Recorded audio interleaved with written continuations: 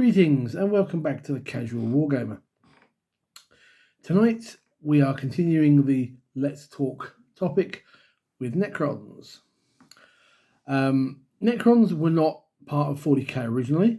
They came out 3rd edition. That's the earliest codex I remember. However, as a point of interest, this wasn't the first time that Necrons had been seen. If anyone is old enough to remember, I think it was Advanced Space Crusade, which was a third-party board game for 40k. Kind of like a kids-friendly version of Space Hulk. There was a model in that game called a Chaos Android, which was basically a Necron. It was a skeletal robot with a weird-looking gun. Why Chaos was faffing around with androids, I have no idea. But ultimately, I think it can be said that that was the initial design for the Necron and sort of led to their inclusion in the game. And Necrons, in the scope of 40k, when you look at it from the point of view that this is fantasy in space, are the undead. Metal skeletal warriors, heavily ripped off of the Terminator, I'm sure. In fact, as I recall, even the original reanimation protocols is called something like "We'll be back." But hey, probably why it all got changed. Necrons are an interesting one. The original lore for them made them very sort of almost Lovecraftian, eldritch horrors, an existential dread creeping across the galaxy sort of thing from their ancient tomb worlds. And I kind of feel back then that was a really cool concept. Nobody knew who they were or what they were. And although you had the likes of Necron Lords, and then when the characters started being added, there was a little bit more individual personality. They were just this idea of a relentless, mindless, mechanical horde marching across the battlefield. And the lore has changed on them a little bit now as well. It always sort of been there that they had been engaged in a war with the old ones, the Slan, as it was originally before they started retconning things, and that they had been enslaved by the Citan and given these metal bodies and everything else. Now it's kind of a bit different. That basic lore is still there, except now they sort of rose up against the Citan and imprisoned them in these individual shards. They've been given personality. They've been given sort of like a purpose. And it kind of feels to me that the whole esoteric horror of the Necron has gone. They're now just nothing more than a race in 40k. They've kind of lost that initial sort of horror aspect, which is a shame. Because originally you have this thing about the living would be harvested by the Necrons and so on, and now it's kind of a bit different. Now you just kind of know that they're trying to reclaim their rightful place in the galaxy and take over the bodies of soulless people in the Prior Nexus to try and regain that physical form, and they've lost something to my mind. But they are one of the more interesting armies in the game. I think they're quite cool and all. I sometimes dislike facing them, depending on the player. If you get someone who's going to turn up and play a nice casual game with them, they're great. If you get someone who's playing a very competitive bent, then quite frankly, they are atrocious. They are horrid. They are very, very powerful. I had a game in a tournament not so many months back now, where at the end of it, I had like one model left on the table and his entire army was still intact and on full wounds because of the reanimation protocols and living metal and all this sort of stuff. You've got the likes of the Citan, which are absolutely, the Nightbringer especially, is absolutely balked. I really kind of feel that one needs a toning down. Um, I'd go so far as to say either a slight nerf. I don't like using the term nerf. It's a rebalance. Rebalance. But yeah, that one needs to be rebalanced. Um, and reanimation protocols is a big part of this. This is your army-wide rule for the army. And basically, you have the ability to restore models to a unit, or even sort of, you can't go above starting strength, but you can basically rebuild a unit that's been taken down quite significantly, and you can do it really quickly. And even the likes of the Citan can be sort of healed up as well, should you manage to put any wounds on them. I kind of feel that sometimes they've never got the reanimation protocols right. In a way, I suppose it's better now than it was originally. It seems every edition they sort of change it. And I think the thing I don't like with it is it's slightly unfair to everybody else. It's a cool mechanic, but at times you've had editions where it's a case of, I've taken out all but two. Now do I have to waste an entire squad shooting at those last two, or can I risk leaving them? Well, the thing is, you can't risk leaving them. You've got to focus fire, wipe out entire unit, move on to the next one. But while you're doing that, you're not firing on other targets, which you need to do. And it makes playing against Necrons very difficult.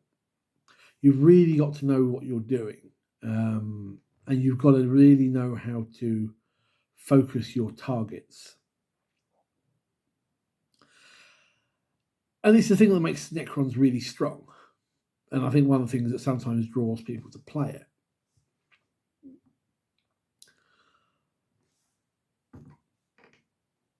I have tried to play Necrons in the past, and I just can't do it, personally. One, I find the models really fiddly to put together, especially the warriors and the like. But two, I don't know. I find when you get an army, there's got to be something that gels with you, that meshes with you. And in fantasy sort of war games and skirmish games, I like playing the undead, but I just can't get it with Necrons. There's nothing there. I look at them from time to time. There's nothing that sort of like grabs me and goes, "Yeah, play these guys." But I've thought about it on more than one occasion. So I'm going to throw out number one question of this: is if you play Necrons, what is it that draws you to them? I mean, is it the lore behind them? Is it is it a mechanical benefit like reanimation protocols? What is it? What brings you to play this particular army and bring it to the tabletop? I would be interested. It's not something I've ever actually asked anyone before, to be fair. And in the new codex, this is the 10th edition codex. Don't know where that came from. I think this is the first codex of this edition where we started to see power creep. I think the Tyranid and Space Marine codices were both quite well balanced. Admech, which came out at the same time as this and will be on the next Let's Talk video in a couple of weeks, I think kind of took a bit of a hit. But we'll discuss that when it comes to it. But this book seems amazingly strong. It's almost like the Orc Codex. It went from being this to up here. Really, really strong. And I think since this codex come out, I have yet to win a game against Necrons, even against somebody who's not a particularly competitive player. They're just the power level compared to, I think, to a lot of other armies, especially the Hypercrypt Legion detachment, which we will come to shortly, I think is part of that key. And even with the recent June updates, I still think that is probably key. And Necrons are still quite high up on the power level. Your basic detachment in this is the Awakened Dynasty, and if you watch the other two videos, you'll know that I kind of feel that the basic detachment, the one that came in the index data slate sheets, whatever you want to call them, are normally the more balanced and more viable of the options. Necrons is the first codex that went, nah, you're never going to play this. And since the codex dropped, no one has played against me, or that I've seen in our local community, has played the Awakened Dynasty. The other detachments are better. And that's a shame, because this is the one that really I think should be seeing most of the use. But I think compared to them, it's fairly basic. It doesn't have a great detachment rule with command protocols. Your enhancements are okay. And the stratagems, which are all based on protocols, which tell your models or your units to do things, is quite thematic, and they do what they say on the tin, but they're nothing major. They don't really stand out as being, I play, and I've seen certain detachments played where it's the stratagems that come with it are often the reason why you play it. I just don't see that these stand out very well. And so I think the Awakened Dynasty just isn't. Unless you're a new player to the game and to the army, you're probably not going to play this again, which is a shame. The Annihilation Legion, which is the only detachment in the Codex I have yet to play against, and I'm hoping to rectify that soon. And it's very, very specific. It's all about Destroyer Cult and Flayed Ones. And even when you go into the stratagems, everything is Destroyer Cult or Flayed Ones. It's very specific. You're never going to take something in this detachment that isn't that. Bar maybe one or two extra little bits, but it's very specific on what you're taking. But unlike certain detachments in other codices, it doesn't feel like it's a bad idea to focus on these. You get the Annihilation Protocol is your main detachment rule, which is all about getting that charge in. You've got some good enhancements, which sort of boost the Destroyer Cult character. And your stratagems are very much geared towards the combat element of the army, which is really what your Destroyer Cult sort of thing is kind of based on. As I say, it's the only one I haven't faced yet, and I find that quite odd because most armies you generally see it being played, and I've yet to, other than watching a video online on a battle report, I've yet to actually physically see anyone take this. Whether, I know Flayed Ones aren't viewed particularly well, but whether that's because it is so focused on the Destroyer Cult aspect, I don't know. So I'm not really going to comment on this one because I've yet to actually face it on the table. But it looks like it's okay for what it does. Next up is the Canoptic Court, which I've played once, I think. And I remember it basically whooped my poor little Marines. Its main detachment rule is the Power Matrix, which is similar to how the Chaos Demons one works, where your deployment zone is always within your Power Matrix, or Shadow of Chaos as that it would be. If you control at least half the objective markers in no man's land, then that part of the table is considered within the Power Matrix. And if you control at least half the ones in your opponent's deployment zone, that's considered within your Power Matrix. And the Power Matrix basically lets you reroll hit rolls of 1. It's not amazing, but you've got some nice enhancements to go with it, and the stratagems are not bad for the type of units that they focus on, which is pretty much Canoptic or Cryptek. You can certainly build a very strong list out of this one, but I don't tend to see it being fielded very often. It seems to be quite good, but not particularly popular. Correct me if your experiences are different. The Obedience Phalanx, which is all based around characters, Overlords, Lich Guards, Triarchs, and so forth. Again, I've only faced this once, and it wiped through my Marines like butter. It's again quite strong, but again very specific. A lot of it is Lichguard Triarchs, Triarch Praetorians. There's one I think that is any Necron that isn't Titanic, and there's one for vehicles. And it's the sort of detachment that, if it's played right by the right person, by the right player who knows what they're doing, it should spud. It should go through units again, as I said, like butter. I'm not going to dwell too much on that one. Again, I've only played it once, so my view on this might be a little bit off, but it seemed quite strong. Then we hit the important one, the Hypercrypt Legion. And I can talk about this one particularly well because this is what pretty much everybody I face takes. I see it in the tournaments, in a local store. I see it in, even friendly games. Everybody brings the Hypercrypt Legion. And it's horrible. It's even with the June updates, it's still incredibly strong. It's all about pulling your units off the table and putting them in strategic reserve, which is fine if you're pulling off sort of like infantry or something like that. But people weren't necessarily doing that. They were pulling off monoliths, they're pulling off Citan, and at a certain point in the game, they can just drop down.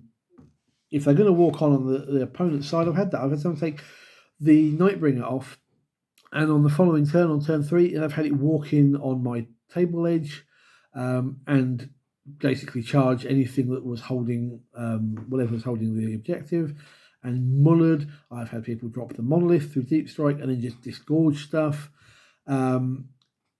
It's almost like the detachment lets Necron players play a different game to everybody else. Because we're used to playing and going, right, I know that unit's over there, this unit's over here, my units are here, I know where everything is, let's get on with it. With this one, you can't. You've always got to be thinking about where your radius is for things coming down from Deep Strike or walking on from the table edge. You've got to be aware that things are going to come down behind you. It kind of throws the game slightly out of whack, and you can see why people are playing it all the time. It's very, very strong. I really thought that when they did the June update, they were going to seriously rebalance this one, but they didn't really.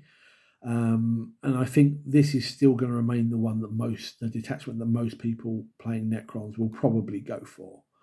And that's your detachments. You've got a lot of good units in the army.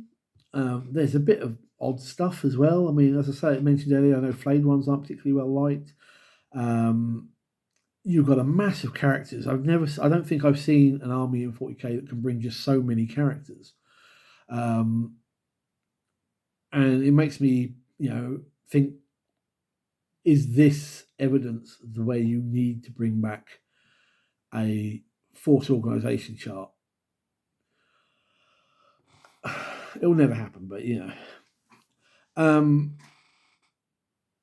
they're often quite tough to deal with. Obviously, reanimation protocols and healing them. And there are certain builds where you have characters in certain units, and those units become almost unkillable. It was a lot worse early on. They have been sort of like semi-fixed since the release of the Codex. But I seriously struggle. As a Marine player, I struggle. You can gun down as many as you want, but the majority of them are just going to stand back up again. If you focus on the infantry that are doing the secondaries, you'll get nobbled by things like Nightbringer and other Citan. You have it's all right. Monoliths aren't as bad as they used to be. I can remember 4th edition, a monolith was practically indestructible. I had to build a what they call a Land Raider Terminus, which was just ridiculous amounts of las cannons just to be able to handle a Necron player in the chance that they might bring a monolith. It's And you've got options depending on the route you want to take. There are some armies where the detachments don't give you enough of a certain thing. We've seen this, I think, with Tyranids and Space Marines prior to this. The Necron Codex is very, very strong. I would personally really like to see it readjusted, bring it back down. It's difficult to do without saying put points up. If you start putting points up on certain units like Satan, you make them completely unplayable and no one will ever bother buying them ever again. Likewise, you've got to sort of adjust the abilities, but games also don't seem to want to do that. I'm not really sure what they can do. Now, there's Necron players out there probably screaming at me, but I know. I shouldn't sit there and go, this army is horrible and blah, blah, blah. I love playing against Necrons, but it's so frustrating. So frustrating. So if you're not a Necron player, what are your tips and tricks to be able to deal with them? Let's share this and sort of give people an idea of what they can do with their armies. If you are a Necron player, what are your thoughts on how they've been handled? Do you think that this codex is immensely strong? Do you think it's balanced, or would you like it reduced down? How would you change the detachments? And would you like to see something done, or what would you like to see done about the likes of the Hypercrypt Legion? Let me know your thoughts on the Necron Codex and Necrons in general. I know this one's been a bit longer than normal, but thanks for watching to the end. Please give me a thumbs up. Please hit the subscribe button and let's help grow the channel. And I'll see you guys in the comments and on the next video. Until then, guys, take care and good gaming.